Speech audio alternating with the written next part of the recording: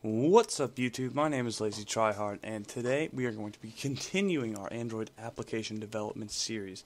And today specifically what I wanted to go over was how to set up the emulator. So last time what we did was we kind of went over the architecture of a basic Android project. So today what I want to do is actually run one of these. And again, we're not going to be getting into too much detail. I'll leave that for another day. But really what we want to do is make sure these things run correctly. And if you've seen my other tutorials on like libgdx or anything like that, you can kind of get the feel for what we're going to be going over today, because we're going to be basically doing the same thing we did in my libgdx tutorial series, which was set up the emulator. So the only difference, and again for those of you who are coming from libgdx, is we're going to be doing it here in Android Studio as opposed to Eclipse. So what we're going to do is, if you I'm going to give you two methods. So the first method is the default way to do it, and honestly it's kind of slow and I really don't enjoy doing it, but I'm going to do it so that if you want to use it, you can do it, and I've shown you how to do it. Then I'm going to show you a second option, which is kind of like an open source thing where some developers created their own version of the Android emulators, which is also in my tutorial series. So kind of I'm recapping everything that we need to know in order to really develop these and to be able to implement and run them. So the first method is the built-in Android Studio method of kind of building these projects. So what you're going to want to do is, we have your project here like we did last time, and you can just go run, and you're going to get a couple of things that are going to be like, hey, where do I run this? And that's where this comes in. Choose a device. Now, if you have a running device, that means that your phone is plugged in, which mine actually is, but mine's not set to developer mode. So for choose a running device, that's for anything that's running like on your, like you have plugged into your USB, but we don't have that. So we're going to have to launch an emulator. And if this is your first time, your Android virtual device isn't going to have anything. I made a very well named one here, and then the Nexus 7, which doesn't work anymore. So what you're going to want to do is create a new Android virtual device. So if you click that, it's going to start the Android Virtual Device Manager. Now, these are the two that I already have, but basically what this manager does is it is a workshop for you to make any Android device that you want, be a Samsung Galaxy S5, be an Asus Nexus 7. It can be whatever you want. You get to specify it. So if we go to new, you get this cute little create a new virtual device window. So you can name it whatever you want. I'm just gonna call it TheLazyTryhard. I'm really creative with these names. And then for a device, you can choose a bunch of options. And for the device, it really just the only function of this menu is to choose like the resolution of the screen. So how big is the Android device going to be? So if we're doing a tablet, we do a Nexus 7, but I don't really want to do a tablet, at least right now. We're going to do, let's see, Nexus 4. Let's do that. So it kind of switched a couple things, but we should be good. So for target, we're going to pick the Android 4.4.2 because that's the highest API. And CPU, we want the ARM, which is kind of like the process mode. It honestly really wouldn't matter what you use as far as I know, but I always have used ARM, so don't be too flustered about that. And then for the skin, we're just going to pick no skin because it's going to be kind of all over the place. Skins are basically like every device is different. So like a Samsung Galaxy S5 is going to have a different look than a Motorola Zoom. It's different because they're made by different devices. Now they all run Android, but they look differently, and that's kind of what the skin functions for. And for the front and back camera, don't worry about that right now.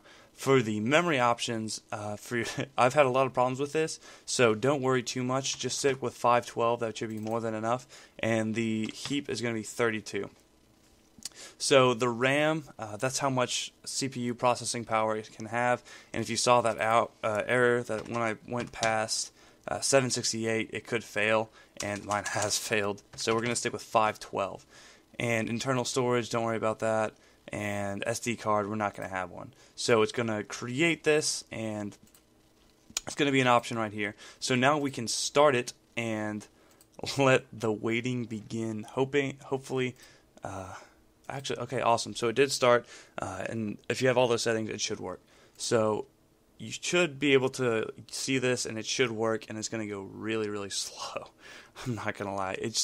Usually takes me a good 5 minutes for these to kick up and to actually work out. So what I'm now, while this is actually running, ironically, I'm going to show you my method, the way that I use it, use Android in order to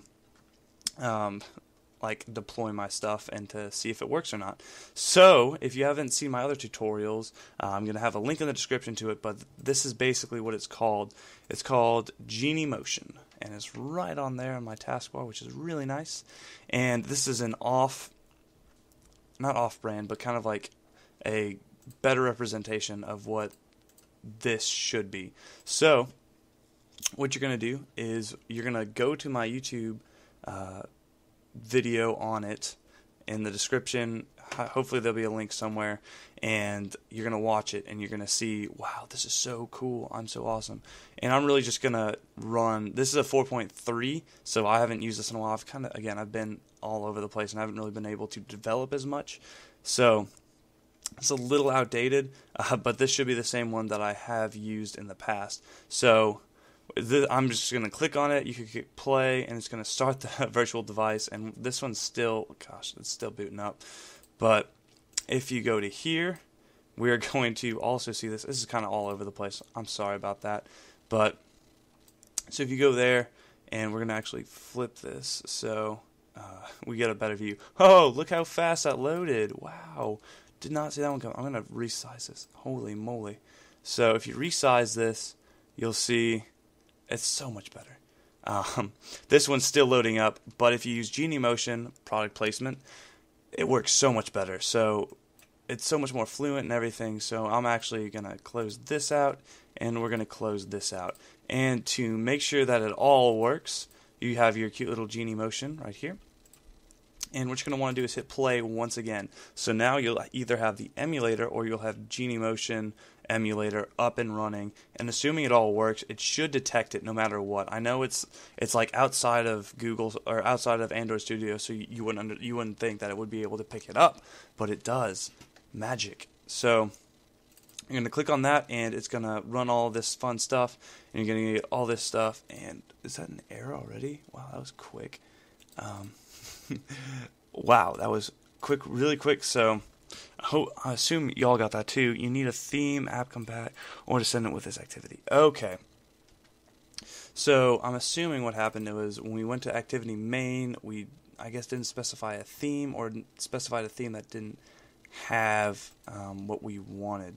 So once it initializes, we're going to actually pick it out. So we're going to do, let's see, hollow. What it asks for a combat theme. Let's do hollow. Let's see if that works.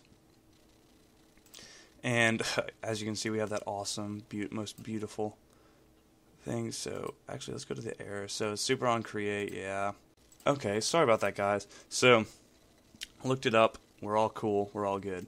All you had to do was change this extends action bar activity to just It's my first time for typing today.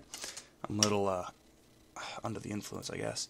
So if you just do it to extends activity, and if you spell activity correctly, it should all work out, and we can run it, and it'll work perfectly. Now, again, if you ever have any sort of error like this, I recommend you copy and paste the error into Stack Overflow, because it is so helpful. Copy and paste it into Google, first thing that came up, oh hey, Stack Overflow. So we have this brilliant application that has buttons, it has radio buttons, and it has labels. So now that we have deployed it to Android and we can kind of work with it and see how it works, the next tutorials are going to go over kind of how to use all these buttons, radio buttons, labels, and basically everything we have to make an application work and to really flesh out these applications and these ideas that you might have in your head and implement them into an Android application. So thank you so much for watching. I can't wait to get into this tutorial series, and I will see you guys in the next video.